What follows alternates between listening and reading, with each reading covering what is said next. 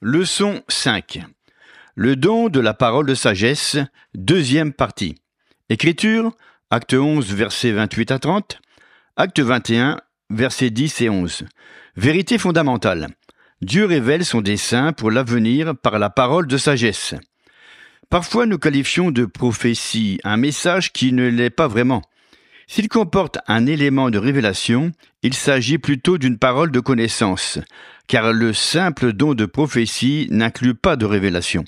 Selon 1 Corinthiens 14, verset 3, la prophétie parle aux hommes, les édifie, les exhorte, les console. Donc, celui qui prophétise, sans manifester d'autres dons, va seulement édifier, exhorter et consoler.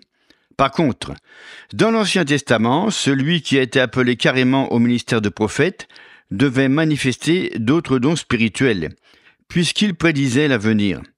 Comme nous l'avons déjà constaté, le simple don de prophétie ne comporte pas de prédiction. Donc, ces soi-disant messages prophétiques étaient effectivement des paroles de sagesse. Par exemple, si nous roulons en voiture, cela ne nous transforme pas en voiture. De la même manière, une parole de sagesse nous est parfois transmise sous forme de prophétie. Il ne s'agit pas, pour autant, d'une prophétie, mais d'une parole de sagesse. La parole de sagesse peut se présenter sous plusieurs formes.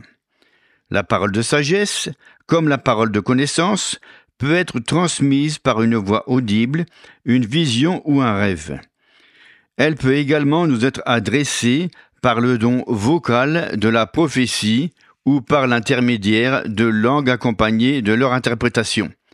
C'est ainsi que, dans l'Ancien Testament, Joseph reçut une parole de sagesse dans un rêve qui lui indiqua le dessein de Dieu pour l'avenir.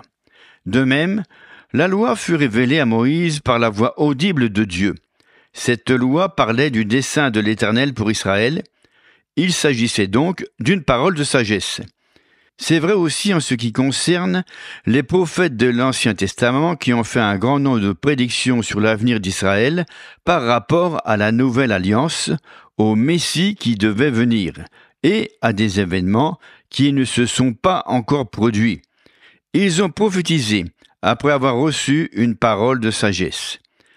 D'un bout à l'autre de l'Ancien Testament, les propos des prophètes comportent des paroles de sagesse aussi bien que des paroles de connaissance, et le même phénomène s'est reproduit dans le Nouveau Testament.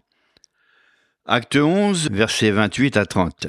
L'un d'eux, nommé Agabus, se leva et annonça par l'Esprit qu'il y aurait une grande famine sur toute la terre. Elle arriva, en effet, sous Claude. Les disciples résolurent d'envoyer, chacun selon ses moyens, un secours aux frères qui habitaient la Judée. Ils le firent parvenir aux anciens par les mains de Barnabas et de Saul. Agabus avait prophétisé une famine, et les gens l'ont cru, parce que c'était un homme intègre, dont le ministère avait fait ses preuves. Nous ne devons pas croire tout ce qu'on nous raconte. Nous avons besoin de discernement pour juger toutes choses à la lumière de la parole de Dieu. Ainsi, les disciples prirent sans délai les dispositions requises pour aider les frères atteints par la famine dans une autre région. Le prophète Agabus figure de nouveau dans Acte 21. Paul et ses compagnons, y compris Luc, auteur des Actes des Apôtres, étaient chez Philippe. Acte 21, versets 10 et 11. Comme nous étions là depuis plusieurs jours, un prophète nommé Agabus descendit de Judée. Il vint nous trouver. Il prit la ceinture de Paul, se lia les pieds et les mains et dit : « Voici ce que déclare le Saint-Esprit. L'homme à qui appartient cette ceinture, les Juifs le lieront de la même manière à Jérusalem et le livreront entre les mains des païens. » Notons bien qu'Agabus a dévoilé quelque chose. Quand nous recevons une révélation, il s'agit toujours d'une parole de sagesse, d'une parole de connaissance ou du discernement des esprits, car il n'y a que 3 dons de révélation. La Bible n'en indique pas d'autres.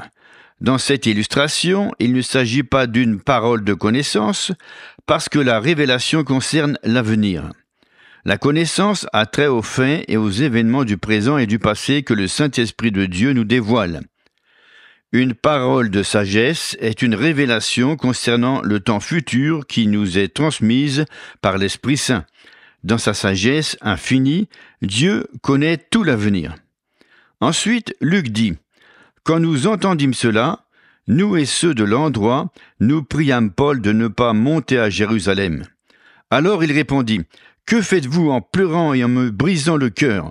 Je suis prêt non seulement à être lié, mais encore à mourir à Jérusalem pour le nom du Seigneur Jésus. » Versets 12 et 13.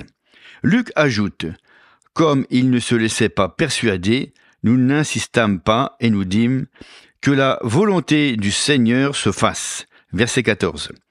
C'était une révélation du dessein de Dieu pour l'avenir, une parole de sagesse. Et c'est arrivé. La parole de sagesse peut être conditionnelle. Dans l'Ancien Testament, certaines prophéties inspirées de Dieu ne se sont pas réalisées parce qu'elles étaient conditionnelles. Par exemple, Dieu envoya Ésaïe au roi Ézéchias pour lui transmettre une parole de sagesse au sujet du dessein de Dieu dans la situation telle qu'elle était. Ésaïe dit à Ézéchias « Donne tes ordres à ta maison, car tu vas mourir et tu ne vivras plus. » 2 Rois 20, verset 1. Ésaïe fit la commission et partit.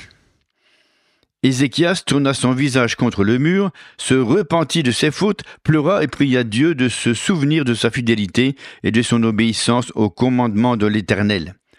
La parole de Dieu fut adressée de nouveau à Ésaïe, avant même qu'il ne soit sorti de la cour, pour lui dire de retourner auprès d'Ézéchias et de lui faire parvenir une autre parole de sagesse, manifestement, puisqu'il s'agissait de l'avenir. Dis-lui que je lui donnerai 15 ans de plus. Dieu s'adressa aussi au prophète Jonas et lui dit que Ninive serait détruite. C'était une parole de sagesse, car elle concernait le dessein divin pour l'avenir. Jonas ne se souciait pas de la destruction de Ninive. Il n'avait pas envie d'avertir les ennemis d'Israël. Dieu poursuivit Jonas néanmoins, jusqu'à ce qu'il obéît et alla prêcher auprès des habitants de Ninive pour les avertir du jugement à venir, s'ils ne se tournaient pas vers Dieu. Ils se repentirent et le jugement ne tomba pas sur cette génération, bien qu'il fût exécuté par la suite. L'usage de la parole de sagesse pour mettre à part des serviteurs de Dieu dans un ministère particulier. Le don de la parole de sagesse est employé pour révéler le plan de Dieu à ceux qui sont appelés au ministère. Nous en avons vu une illustration dans la dernière leçon. Dieu envoya Ananias prier pour Saul en lui disant « Cet homme est un instrument que j'ai choisi pour porter mon nom devant les nations, devant les hommes, devant les rois et devant les fils d'Israël. » Acte 9, verset 15.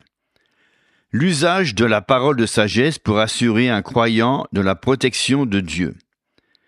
Le don de la parole de sagesse est également employé pour assurer quelqu'un de sa délivrance imminente lors d'une dure épreuve. Quand Paul s'embarqua pour Rome afin de plaider sa cause devant César, il s'éleva une violente tempête. Paul avait une parole de sagesse pour les marins avant leur départ. Car il leur dit « Je vois que la navigation ne se fera pas sans péril et sans beaucoup de dommages. » Acte 27, verset 10. Mais comme un léger vent du sud se mit à souffler, ils ne tinrent aucun compte des avertissements de Paul et hissèrent la voile. S'ils avaient écouté l'avertissement de Paul, ils n'auraient perdu ni leur navire, ni leur cargaison. Mais puisqu'ils avaient fait la sourde oreille, ils durent tout jeter par-dessus bord. Ils finirent par perdre tout espoir. Mais en plein milieu de cette calamité, Paul se leva, car il venait de recevoir une communication du ciel. Et il proclama « Un ange de Dieu à qui j'appartiens et que je sers m'est apparu cette nuit et m'a dit « Paul, ne crains point. Dieu t'a donné tous ceux qui naviguent avec toi. » Acte 27, versets 23 et 24. Paul ajouta « Le navire fera naufrage et sera perdu. Écoutez ce que je vous dis, car il faut rester à bord. » Ils étaient sur le point d'abandonner le navire, mais ils restèrent tous avec Paul, et aucun ne perdit la vie. Aujourd'hui, nous avons un besoin désespéré de manifestations surnaturelles de ce genre. Et Dieu merci, nous pouvons entendre et nous recevons des communications du ciel par le moyen des dons de l'Esprit. Texte à apprendre par cœur. À l'un est donné par l'Esprit une parole de sagesse. 1 Corinthiens 12, verset 8. Pensez à vous abonner et à faire connaître à vos proches le chapitre de ce livre sur les dons du Saint-Esprit.